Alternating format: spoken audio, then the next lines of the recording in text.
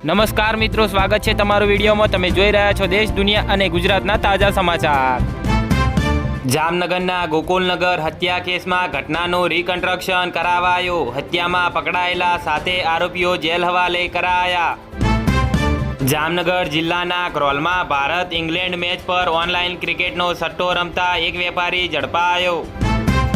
જામનગર તાલુકાના સરમત ગામના ખેડૂત યુવાન પર જૂની અદાવતનો ખાર રાખી ઝઘડો, કુટુંબી કાકાનો જીવલેણ હુમલાનો પ્રયાસ કરાયો।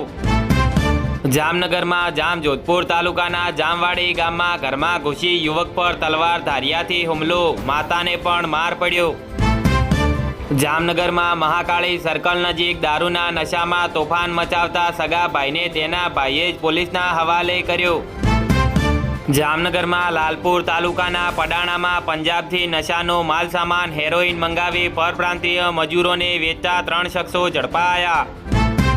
તાપીમાં સોનગઢ ચેકપોસ્ટ પાસે ગમખ્વાર અકસ્માત, લાકડા ચોરોનો પીછો કરી રહેલા આરએફઓ સહિત 2ના મોત થયા।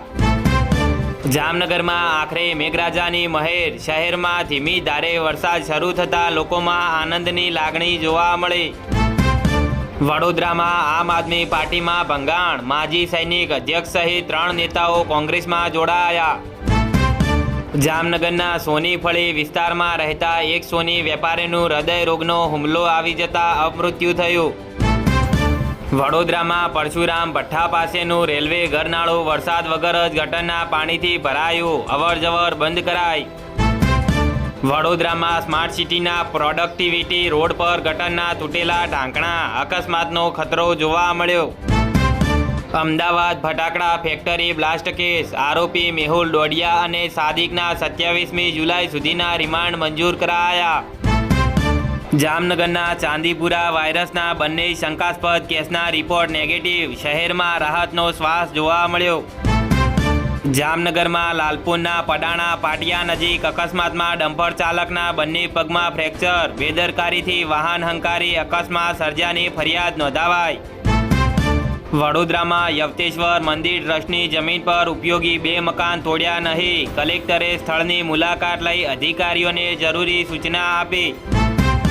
વાવ થરાદમાં સોનમ વાંગચુકના સમર્થનમાં બાબર હાઈવે પર વિદ્યાર્થીની 1 દિવસના ઉપવાસ પર બેઠી।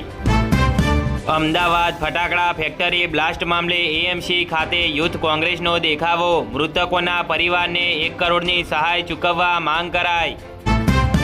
રાજકોટમાં ચોટીલાનો શખ્સ 2 પિસ્તોલ અને 3 જીવતા કાર્ટીજ સાથે ઝડપાયો। આણંદમાં બાળકીના અપહરણ હત્યાનો કેસ, પોલીસ ટીમ પર હુમલો કરનાર આરોપી સુરેશ પરમાર એન્કાઉન્ટરમાં ઠાર બન્યો।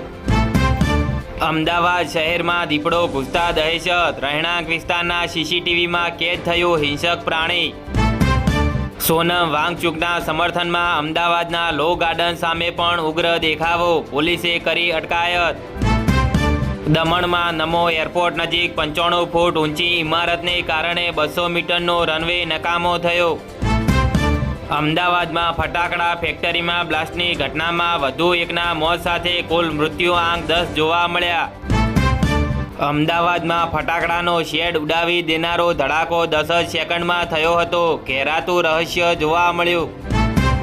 દીપડા જેવા વન્ય પ્રાણીઓને જંગલમાં ખોરાક મળી રહે તે માટે સુરતના જંગલોમાં 50 ચિત્તલ છોડાયા। એઆઈની ઇફેક્ટ, ગુજરાતમાં કમ્પ્યુટરની કિંમતો 2 થી 3 ગણી વધી, પ્રોસેસર, હાર્ડ ડ્રાઈવ અને રેમની અછત જોવા મળી।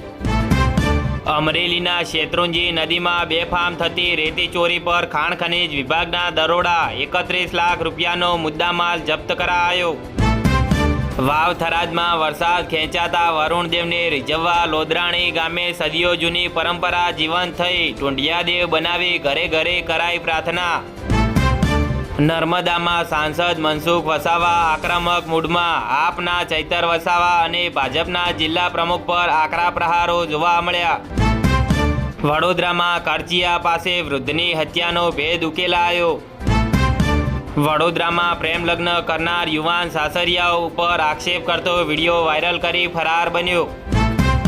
વડોદરામાં ભાજપની જૂથબંધીની અસર, કરજણ એપીએમસીની ચૂંટણી છેલ્લી ઘડીએ મુલતવી।